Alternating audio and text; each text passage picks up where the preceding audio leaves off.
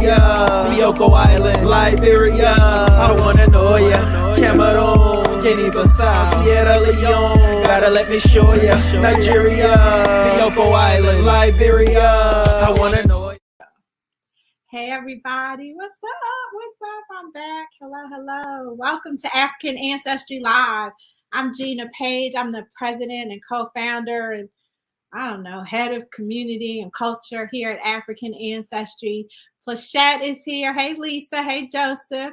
Lisa, I think you're the winner. 7 o'clock on the nose.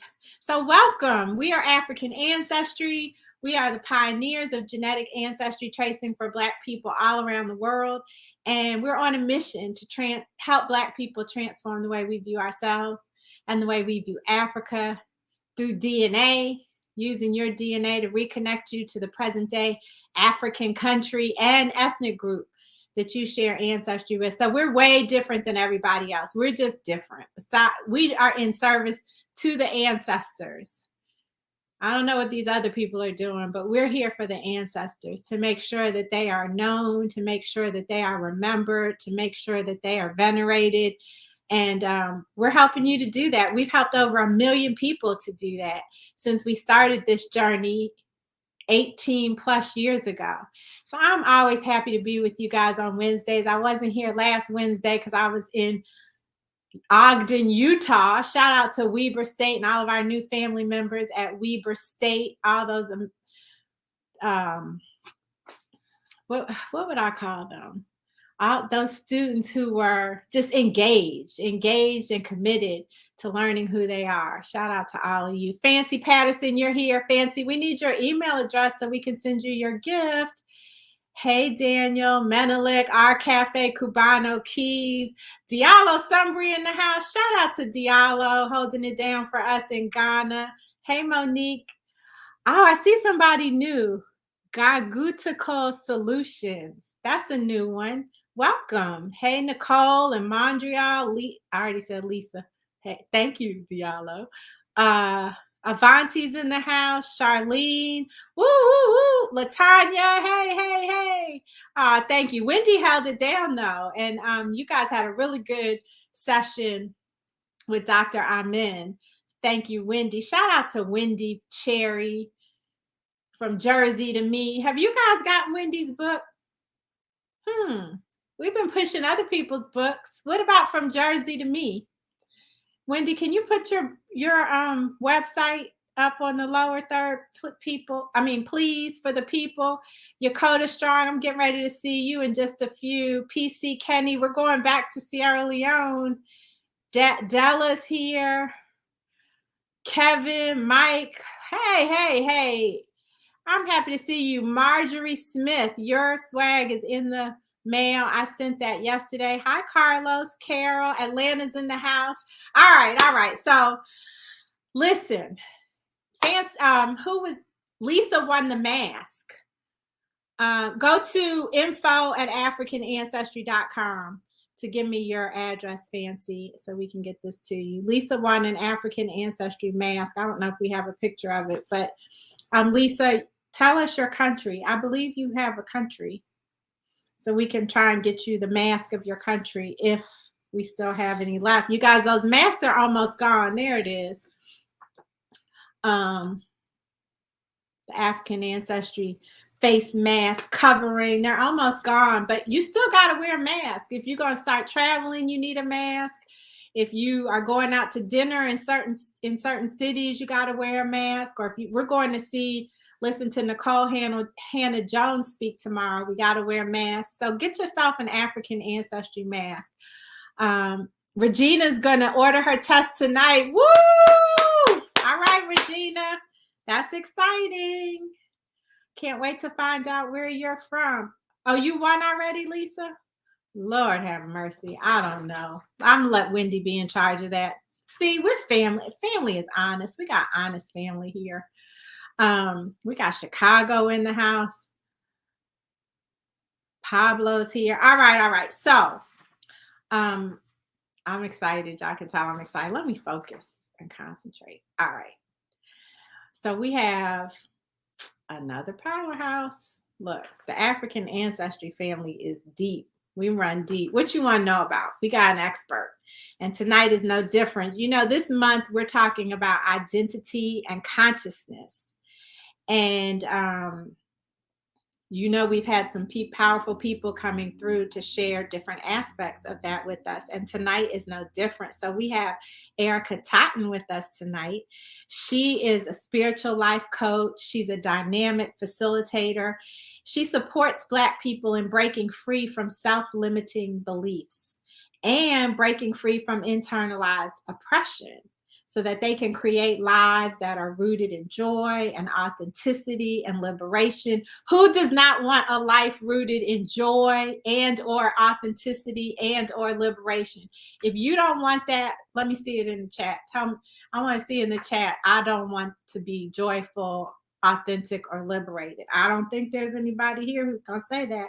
From South Africa to Charlottesville, Erika creates and facilitates transformative healing spaces for Black, Indigenous, and people of color of all gender identities. And she creates these spaces so that they can process racial stress and trauma and experience embodied liberation and collective. I already feel kind of zen right now, just reading your bio, Erika. I feel like I need to just take a minute. Joy in the midst of dismantling systems of oppression, external and internal. She is also a devoted wife and mother of two who organizes to build chosen families. I like that. Of health, restoration, and radical love. She is an African Ancestry family member. I'm not going to tell you what her country and group of origin is. She's going to tell you that. But let's see you drop some emojis in the chat to welcome our cousin, sister, Erika Totten. Let me see it. Let me see it. Let me see it. Hey, Erika. Hey, family. How are you doing? I'm doing really good. Good. Normally they put there we go. Here they come. We would put your flag, only I didn't want to tell them where you were from. I want you to be able to tell them. Well, welcome to African Ancestry Live. Thank you. Thank you for having me. Hey, y'all. Listen, I was just we were talking earlier when you first came on, and I was like, we've never met in person. I met you by email. Yep. 7 years ago. 7 years ago. And I'm just now seeing your face. We're not even in person, but you know. All right. So it's wonderful to see your face. And you all, when I met Erika, she had just come back from Ferguson, Missouri for the second time. I don't want to get ahead of the story, but imagine I'm sitting at my desk and I get an email from a sister who's been organizing in Ferguson. So she's not new to this. She's not new to liberation. She's not new to identity and consciousness. And she's not new to the work, all of this stuff that you all said you wanted. While I was reading your bio, people are like, I need this. I want that. I want this. So Erika, tell me, what made you decide to join the African Ancestry family? I'm gonna start right there. Let's start with the good stuff. When we talk about origin stories, right? Like it's real. So for me, just early on, I want to say that I feel like it started when I was experiencing the Trayvon Martin murder and George Zimmerman trial. And in the place that I was, it was like, I come from a family of activists, right? So this is not new to me, but it was something about that experience that like lit something else up. You know, we talk about like righteous anger and all of that. And so there was a fire. I'm a Sagittarius, so I'm already like a fire sign. And as I was navigating this experience with so many others with the country, just lots of just questions just came. And I would say for me, wanting to know more about who I am, I always felt like that was something that was lost. So as I was just doing this deep dive into self-awareness and then understanding a deeper understanding of um, how racism has even informed how I view myself, um, and the deep hurt that comes from it too, like the emotional violence that comes from that. And so for me, my intention of coming toward African ancestry was about healing. It really was to know that this country ain't it. This is not my home. And what I've been taught about myself from systems needed to be broken within me to be a part of my healing process. And so um, as I'm navigating all those different impacts, it was like I'm reaching for home, for identity. Um, and so when I found this, I was like, okay, this is what I needed. Not only will it support me on my healing journey, but it would support everybody in my family. So I just rallied and I was like, all right, everybody give me $25. And I reached out to my dad on my dad's side and my mom, and bought both tests. And from there, it activated so much. And so whenever we want to get into that to that story of the reveal. Let's go. Yeah. So for me, from that instance, I mean, I was just fired up. Anybody that was having conversations about what's happening in our country, I wanted to be a part of it. And I wanted to add this healing aspect of this deep pain, like underneath rage and anger is hurt. And so there's a deep sadness that not many people were like lifting up, and a deep collective grief that not many people were lifting up or actually naming as that.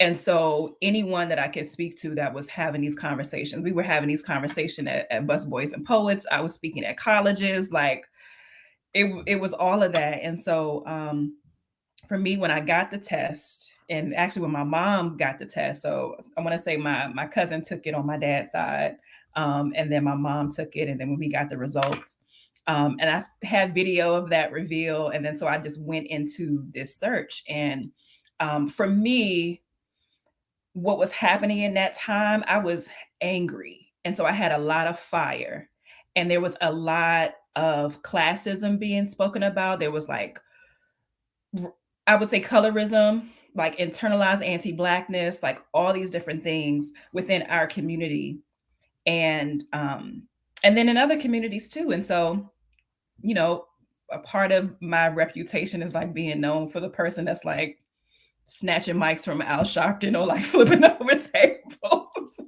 So there was a lot of fire, and that wasn't always met with openness and understanding. And because I present young, it's like, who is this young woman that's speaking directly to us, Right. and snatching mics and all these things. And so a part of me was like, am I doing this the right way? Is my approach like what's needed? Like, it was a lot of questioning for me. And so when I got the results back on my mother's side, I am a Mende and Timni. And as I was researching, those tribes are known for their aggression. That was one that I found. And on my father's side, we are Balanta. So Timni and Mende from Sierra Leone. And on my father's side, from Guinea-Bissau, the Balanta tribe. And as I researched, Balanta means those who resist oppression. Mm-hmm. So those who resist oppression and aggression is like the fire that was in me. And so for me, that was like, ain't no way I'm shaking this. This is in my blood. How I deliver is exactly what's needed in this moment in time. I'm unapologetic about what I'm saying. If something is happening, whether it's misogyny or transphobia or homophobia, any of that in our community, that is all rooted in white supremacy, right? In European colonization. I had to say something, and it wasn't always pretty. It wasn't pleasant, but you heard me and things shifted. And so there was no way for me to do that without this fire that I have. And so it really helped me accept who I am, and how I present, and the power in which I speak. And so it helped so much during that time of like, I wouldn't even necessarily say it like identity crisis. It was like, is this truly who I am? Is this my purpose in the world? Is this how I'm to show up? And the ancestry results was a resounding yes. So it seems like, I mean, I heard you say this from the beginning. You said fire. There's fire in you. I wanted to ask you, where did you get the courage to speak so boldly? Have you ever been afraid in the process? Because it seems you clearly have the courage. But have you ever been afraid? Have you ever had to overcome some fear in order to step up and step into who you are? Listen, there's so many stories, and I actually have, I've let go of the attribute of fearlessness, because I think sometimes that's dehumanizing. That we all have fear, and then what we do in the face of that activates courage. And so for me, I absolutely have been afraid, and in those moments, it's almost like the instinct kicks in longer than the fear. There was a moment in Ferguson, when the National Guard was there, and we were like marching back and forth. They were changing laws like crazy, just day to day. And so there was a law where we couldn't stand still. So we had to like keep walking back and forth. And then when they called the National Guard in, it was dark. Of course, they always wait until, under cover of night, when it's really hard to see. And so we were standing there, and at one point, one of the National Guardsmen raised a gun at me and pointed at my face and told me to run. And I stood there. And I was like, I didn't know I was that type of chick to do that. But that was what I did instinctively in that moment. Wow. And so the courage is absolutely, I feel like it is within me, because I don't know where that came from. Like to pinpoint, but to know that I come from people who resist oppression and who are aggressive in that stance and are politically oriented. Like, I see that all in my lineage, and to know that that is my tribe of origin was like, I can't help but be this. Erika, you've done a lot of work on yourself. You just talked about that too. Like I'm sitting here like, I want to hear all the stories. But one of the things that you clearly do as a dynamic facilitator and as a spiritual life coach is help other people to dismantle the impact of this Eurocentric, these Eurocentric influences that we've had and that we have, and these beliefs that we live with. How do you do that? What kind of tools do you use to help change our thinking? Because that's radical work. It is. It's radical work, and it's not for everybody. My cat is trying to get out the door. But a part of how I do that, one is just creating space, creating space to have these deeper level conversations. And so, hey, Bashia. And so, creating a space and always having it be there, that we are having these conversations to identify the lies that we've been told about who we are, the lies that we tell ourselves. And my political belief and understanding, as I approach this work, as what I like to call as a politicized healer, I'm a firm believer that every self-limiting belief that we have is directly connected to a system of oppression. And so for us to be able to have those type of conversations, it draws out the people whose heart and mind and body is ready. And so a part of it is just holding the space, being very intentional about naming what we're going to be talking about, And so it's open to all Black people. And a part of it is being able to understand, okay, so we're going to be talking about our Blackness and talking about talking about race, but we're also going to have an understanding of intersectionality of the various oppressions that we as Black people face, because we are not single issue people. So if we talk about anti-Blackness and racism, we're also going to be talking about sexism. We're going to be talking about patriarchy. We're going to be talking about homophobia, like all those different things, because it impacts who we are. We're going to be talking about gender. And so laying that out so people know that this is not a space for you to come and bring in any of these Eurocentric ideals that you think are just natural to African people. No, we're going to dismantle. And for example, we're going to talk about the gender binary that didn't exist on the continent prior to European colonization. So let's talk about that. Right. And can you, for everybody who may not know, explain what gender binary is? Yeah. So the gender binary is the belief that there are two genders, man and woman, that there are only two. And so to think about the vastness of who we are as African people, to think that there are only two ways to describe us as human beings in this idea of gender, it doesn't make any sense. And so to really have a true understanding of what European colonization did to us and the ways in which we are still perpetuating it and transferring it back and forth toward each other, that's the liberation work that I'm interested in. And not a lot of people are talking about this in this particular way.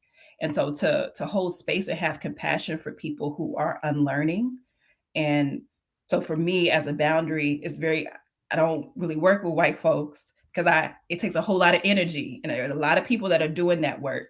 A lot of people aren't doing this work specifically for us. And I really want to use my energy to sit with folks as they are unlearning these things. And that's what I decided to do.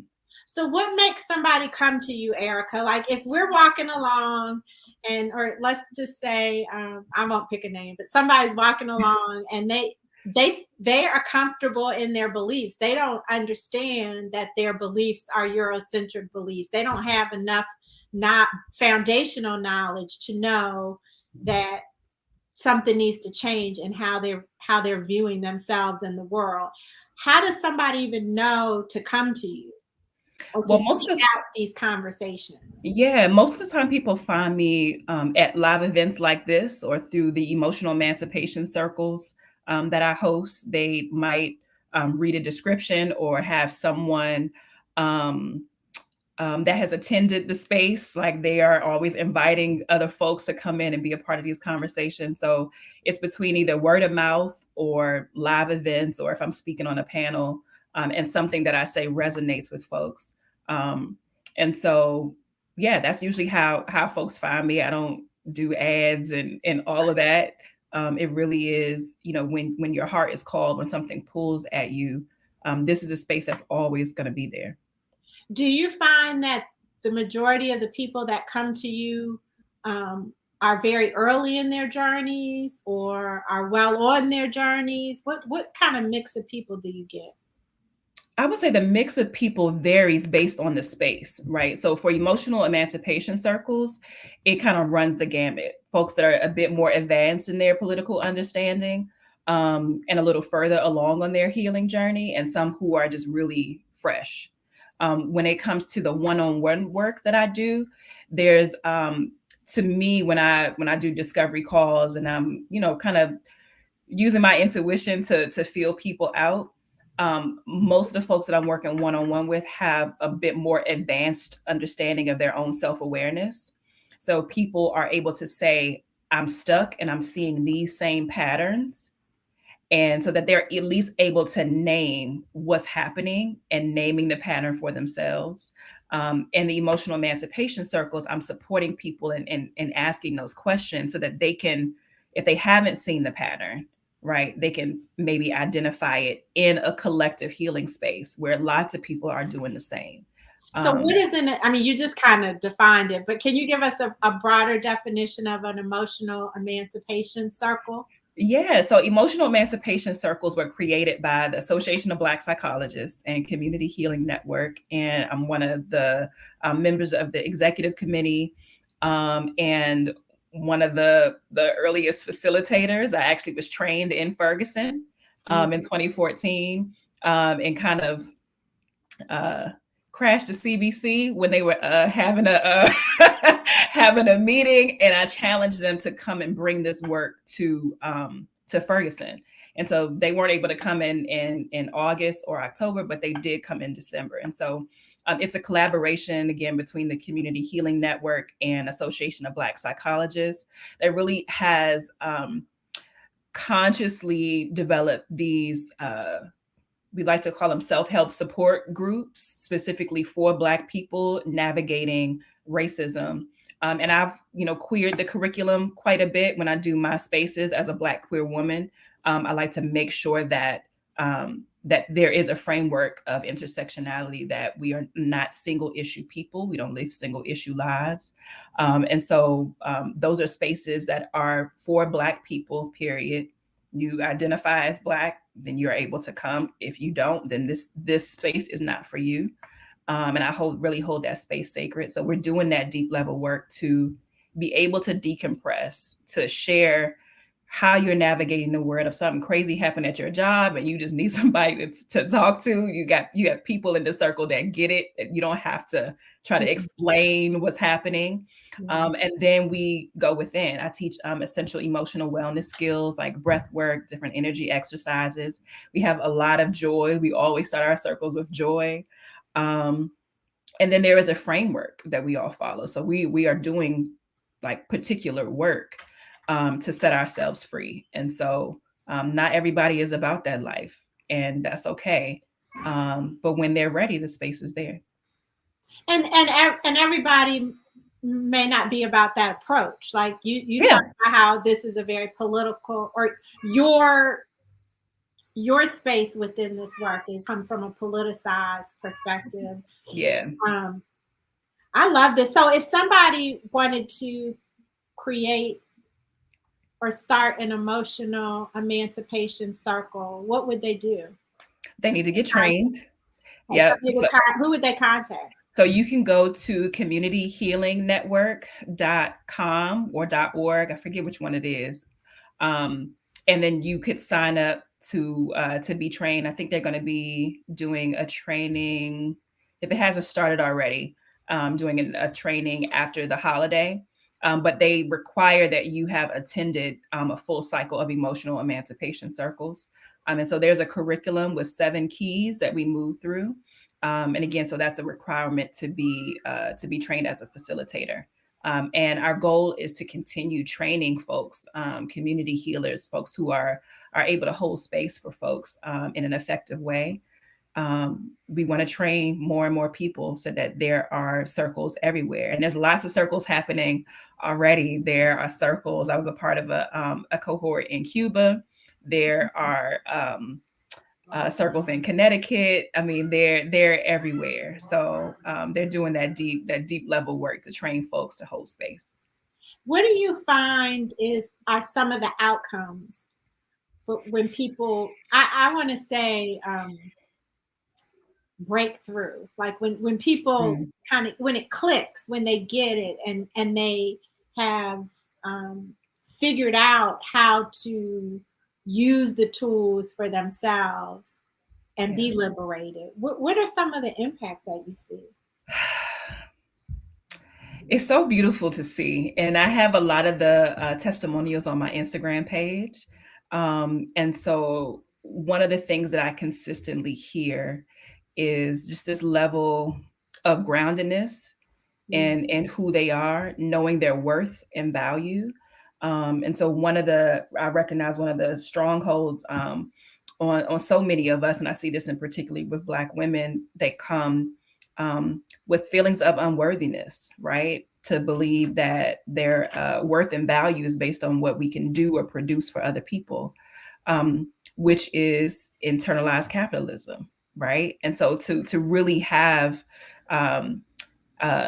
African ancestry that is connected to enslaved Africans where our actual worth embodied on these shores was based on how much we could work or how much we could produce. So that's a ancestral trauma that so many of us are holding. And so when we're moving through these spaces and they can actually name that it's not me, this is some ancestral trauma, and this is connected to this system of oppression. When they break free from that, they are not overworking to prove their worth. They're not people pleasing. They are asking for more of what they're worth. In intimate partner relationships, in their jobs, in their friendships. So there's like a confidence that's raised that they know that they are worthy of everything.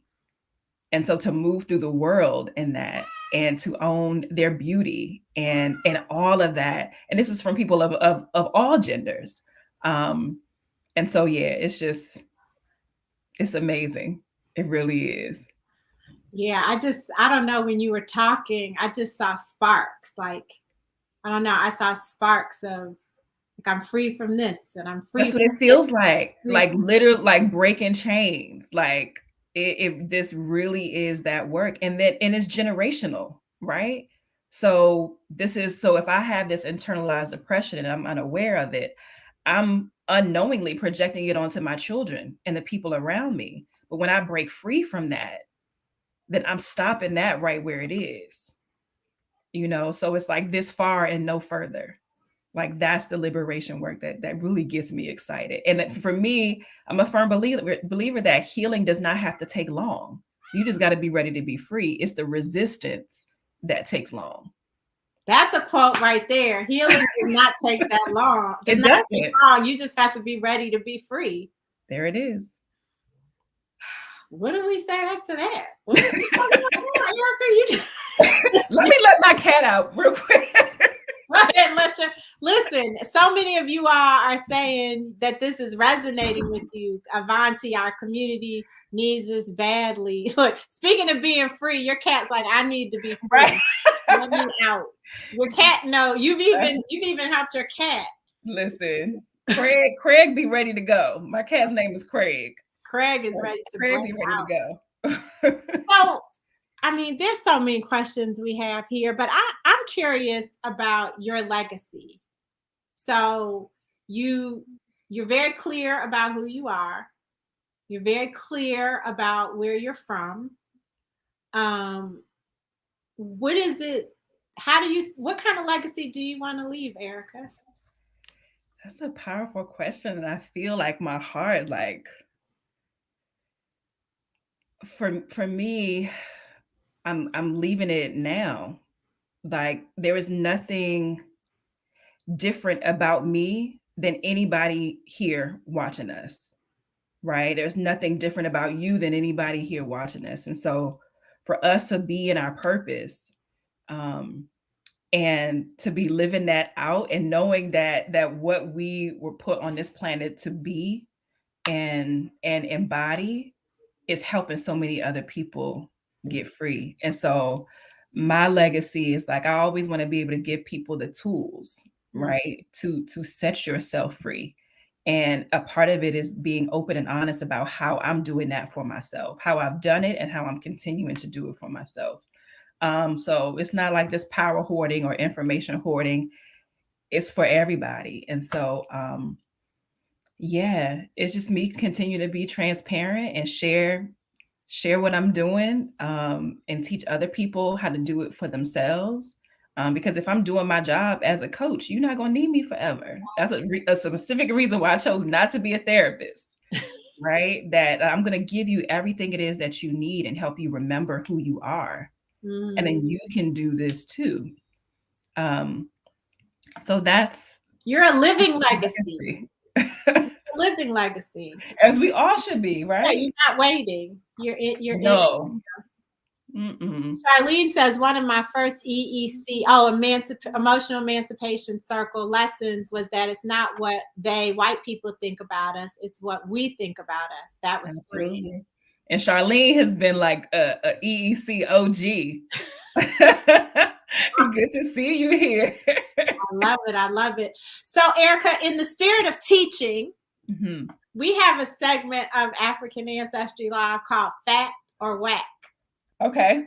So will you lead us in this week's fact or whack? Yes. Okay. So I'm down for that. put up Are we asking the audience? Yep, this is for the audience. So when you read the statement, then they have to say whether or not they think it's fact or whack. Okay.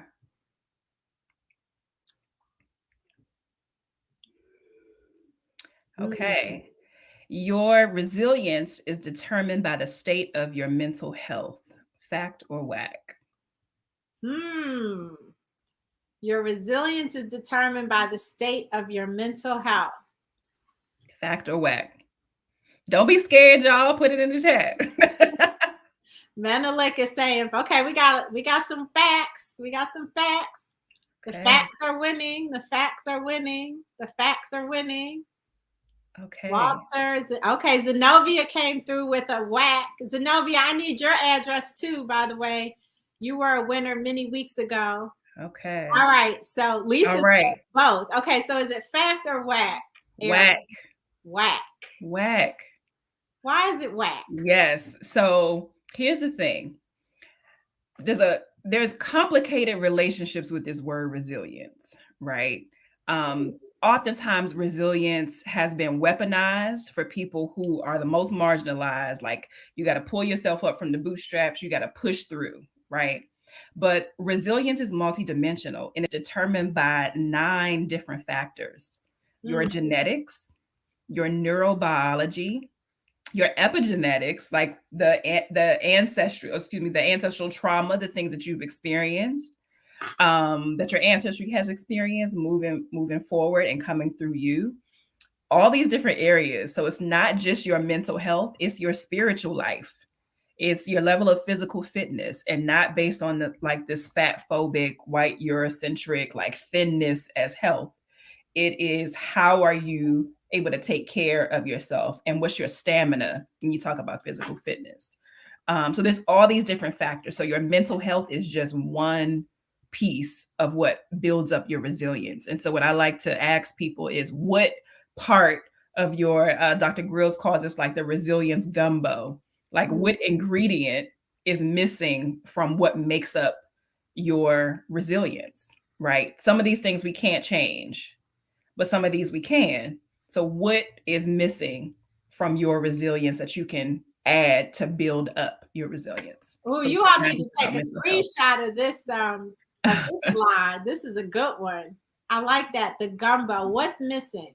Yeah. I'm going to be looking at this to see. I can tell you right now that physical fitness has been missing for me for 2 weeks, and I can feel it. Right. I can feel and then when you don't have that, your resilience of like being able, not just being able to bounce back, but to withstand. Right. Push through. Right. You don't have it. If you know that working out is something that you need for your body to not even just keep pushing forward, but to be at your best self, to be present, to be empathetic, and all of that, we can get cranky when we miss a few workouts. Like, I don't have the capacity to have this conversation until I go work out, so. All of that. Okay. So you guys, that was WACK. You have many more factors that impact your resilience besides mental health. And it's not even mental health. Here's the next one. Imposter syndrome is an effect of white body supremacy. Fact or whack? So is imposter syndrome an effect of white body supremacy? Is that a fact? Okay, we got some facts. I see you, Regina. I see you, Lisa. Well, Mr. Orange is coming. Mr. Orange, okay. Mr. Orange says, no, it is not an effect of white body supremacy. Wow, you guys are really, okay, Nicole, Monique. All right, so Zenobia came through. What is it? It is a fact. This is true. Imposter syndrome is rooted in white supremacy. And so Resma Menachem, author of My Grandmother's Hand, says, any feelings of inferiority, worthlessness, self-doubt that you experience is not personal. It is structural. It's a manifestation of living in a world where non-white bodies are considered deviant, abnormal, or below par. So the ideas or feelings of imposter syndrome, not being good enough, do I really know what I say that I know? Like all those things, white people ain't questioning that about themselves. They're not. I have, in the many spaces that I've coached over and facilitated, over the last decade, I ain't heard not one white person talk about imposter syndrome. It's always Black people and non-Black people of color, because that is a conditioning. We have been taught to question our worth and value. Do we know what we know? Am I as smart as I say that I am? I'm going to be found out because I'm not good enough or I don't deserve this position. Yes, you do.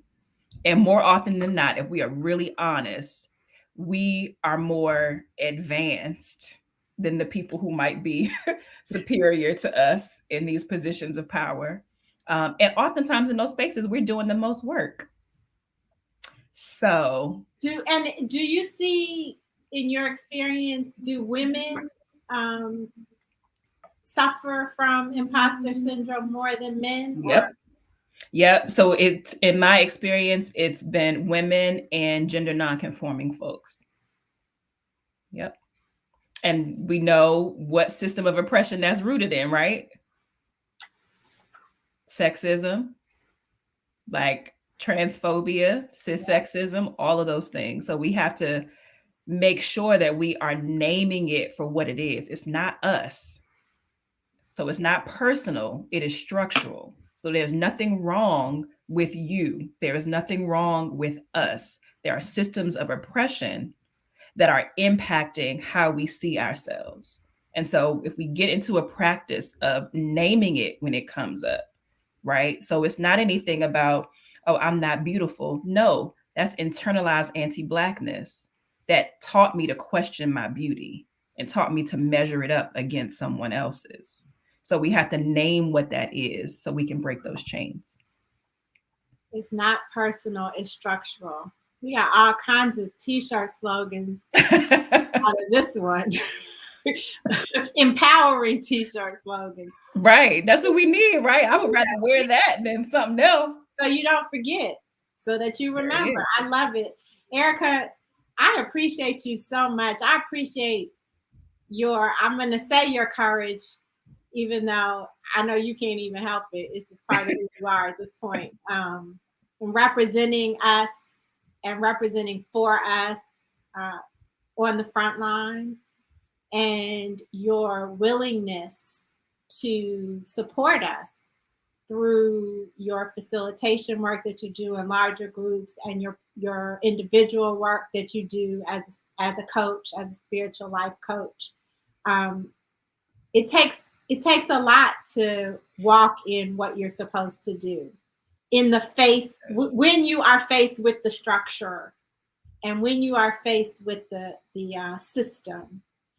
And everybody doesn't know how to do that. And you're a great example of how when you do that, you can thrive and feel better, feel good about who you are. So thank you so much. And I'm proud that you're part of the African Ancestry family. Me too. Oh, I love it. I love it. So you share ancestry with the Mende and the Temini people. Mm-hmm. Living in Sierra Leone today, along with a lot of people on here, Joseph and Monique, and I can't remember. Monique said, yeah, I need the hoodie. Right. Me too. So we're going back to Sierra Leone on Sunday, on November 21st. The second group of people who are going on the African Ancestry Family Reunion to Sierra Leone.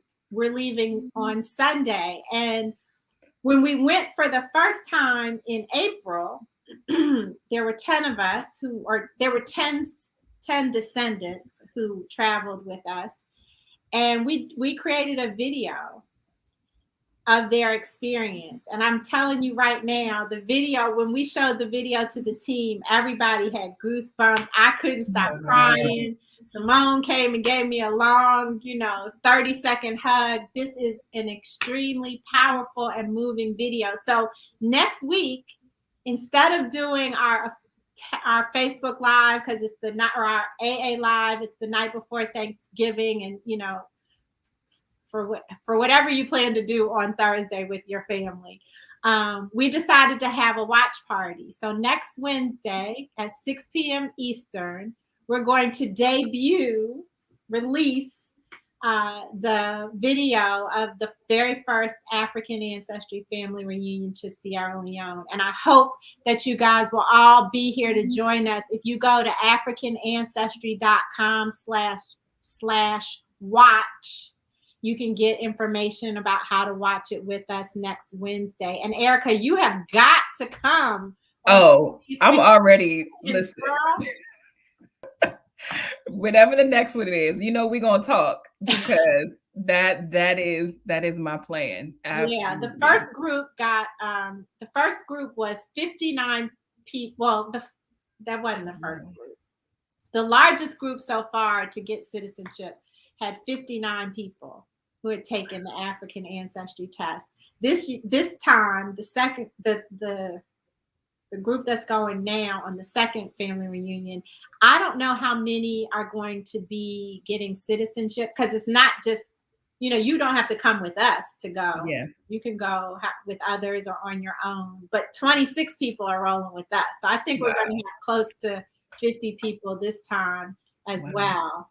I'm going with y'all. Yeah, come on. So we're going again in April. Okay. You guys can get ready. We'll be opening up the April trip very soon. I'm excited about that. We talked about how you got your results and how you shared them with your family. We're having an event, our very first reveal day. So you guys have watched people get their results online. You all have seen the videos. Maybe I've come and presented and done a reveal at your organization or at your church or at your company or at your school. Well, we're going to have the first ever live stream reveal day of African Ancestry results. And that's on Saturday, November 27th. So spend your whole Friday shopping. Black Friday, getting your Black Friday deals. And then on Saturday, you can take a break around noon and log on to watch us reveal the ancestries of over 100 people. Wow. I'm going to find out where they're from. So you're all invited. I hope that you come and join us. If you go, what's the URL for them to register for Reveal Day, Wendy? I don't know it off the top of my head. Wendy will put it up. It's probably africanancestry.com/reveal day. I don't know. But anyway, we'll put that in the chat. You're all invited. And if you've already taken the test, like most of you guys who are in here with me every Wednesday, we want you to come on and help welcome folks into the family. So you can wear your Sierra Leone t-shirt or your Cameroon t-shirt or your Angola t-shirt or your African Ancestry t-shirt and join us so that we can make them feel welcome and happy about their results. So that's what's coming up for us. Okay, Wendy put the link in the chat. So Erika, thank you again. You're welcome, sister. This has been just what I needed to hear this evening. Listen, 7 years, the divine. Right? Right? There you go. There we go. We are forever connected. Everybody, listen, we are not going to have a live next week, like I told you, but we're having the watch party. So get ready for the watch party. And then on December 1st, the first live in December, we're going to have, I don't know how to say his name, but the director of the film, the Hoppy film, The Role of Economics in the Development of Civilization. This is something you definitely want to talk. This is a conversation you definitely want to hear. The film is incredible. It's traveling around the country. You guys have heard us talk to Tony Browder. You've heard us talk to other experts in the field. And this director has, I don't know how to say his name. I don't want to mess it up. Mr. Grant. How about that? Mr. Grant has, Zenobia, you know them. You know the film. Very good, very good. Has put together an incredible film. So I want you all to come back for that on December 1st. The world has opened up. I told you all I'm traveling to Sierra Leone, and guess what? I'm wearing a mask. And I go out in the world and I wear a mask because I'm not playing with this thing. Got it right here. Exactly. If you see me on social media without a mask, I'm in a room of people who have been vaccinated. So I'm taking that calculated risk for the betterment of our people, because I want to share this information with as many people as possible. So please continue to wear your masks. Please continue to keep an appropriate distance away from people when it makes sense. Please continue to support your immune system. It's getting cold in some places. The weather is changing, so we got to do our part to stay healthy. And please continue to support your mental health. Look at that screenshot that I told you to take of the gumbo. What was the word before gumbo? Resilience gumbo. Resilience gumbo. Mm-hmm. And ask yourself the questions. What's missing? Where do you need some work so that you can have your gumbo tasting as good as it can? Not just your mental health, but that of those you love.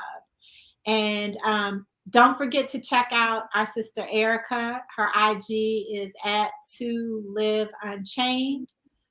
You can also check out the emotional emancipation circles, and continue your journey. We need to be free, and she's given us some tools to do it. So let's take advantage of her legacy that she's leaving for us.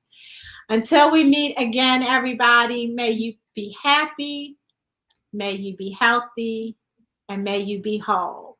Take care. Erika, I'll see you again soon. All right. Good Bye night, everybody.